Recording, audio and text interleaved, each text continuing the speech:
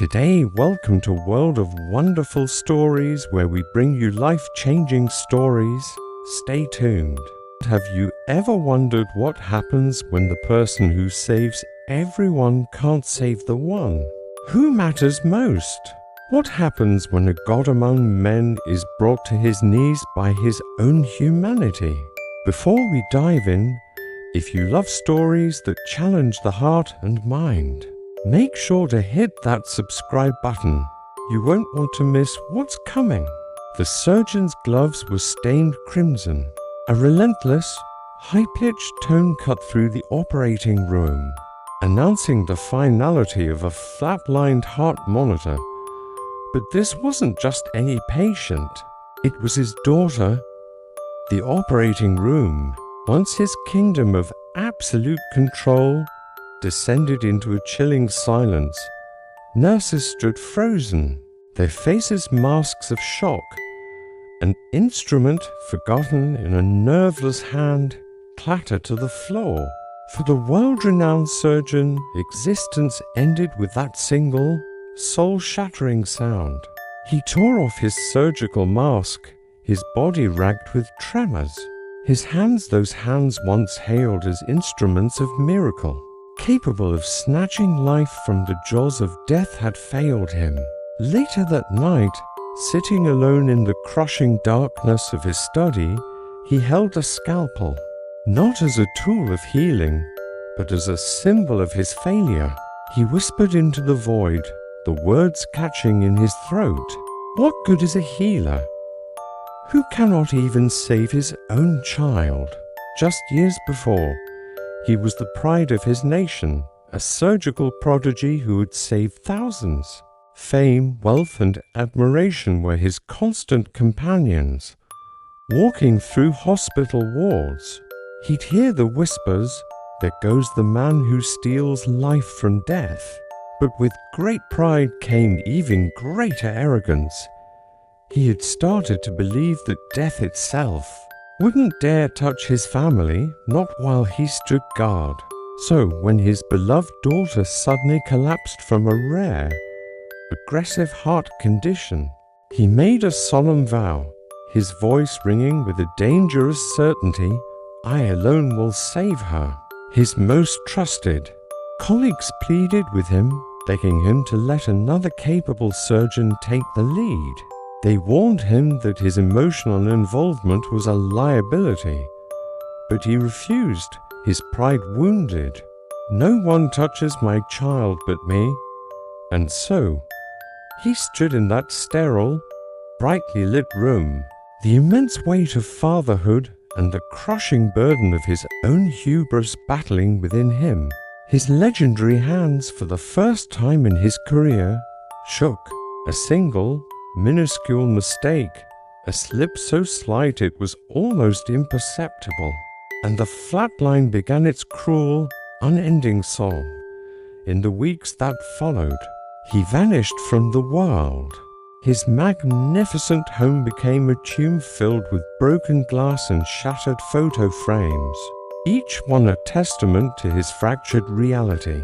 He sat in the dark, replaying that fatal moment over and over again, a prisoner in his own mind. His very identity as a healer had been obliterated. The guilt was a physical force, a roaring torrent in his ears that threatened to drown him. He was haunted by dreams of her voice, a faint echo from a life now lost.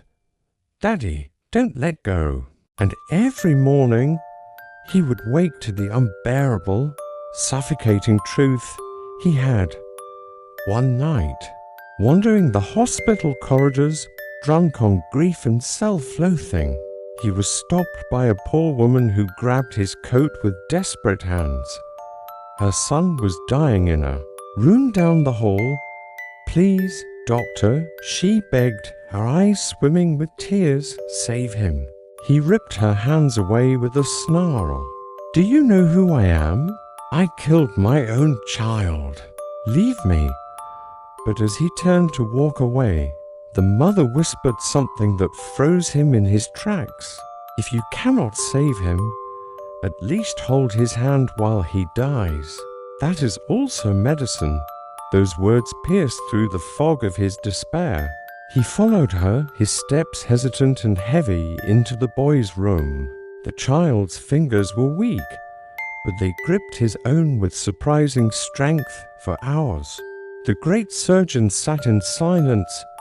There were no complex operations, no gleaming instruments, just his presence. He just sat there, holding a dying boy's hand. When the child finally passed, peacefully, his mother didn't scream or curse him. She leaned down and gently kissed the surgeon's hand in a gesture of profound gratitude. In that moment of shared humanity, everything changed. He realized his entire life had been a lie. He had believed he was a god, a warrior who could single-handedly defeat death. But medicine was never about control. It was about serving life with humility and compassion, even in its final, fleeting moments. He returned to work, but he was a different man. He was no longer the arrogant miracle surgeon. He was a man who had stared into the abyss of suffering and understood its depths. His hands still healed, performing brilliant surgeries, but now they did something more. They comforted, they reassured. Families left his care. Not always with cured bodies, for some battles cannot be won but with hearts that were not broken by the experience. They left with a sense of peace. On the simple stone that marked his daughter's grave, he had a quote: "You have power over your mind, not outside events. Realize this, and you will find strength." He had lost the ultimate battle against fate. He couldn't control the outcome, but in losing everything, he had finally gained mastery over himself. And that, he now knew, was the truest, most profound kind of healing there is. What did you take away from this story? Was the surgeon's greatest flaw his pride or his love? Let me know your thoughts in the comments below. Your perspective makes this community what it is. Thanks for watching, and remember, subscribe to a world of wonderful stories for more tales that make you think. See you next time.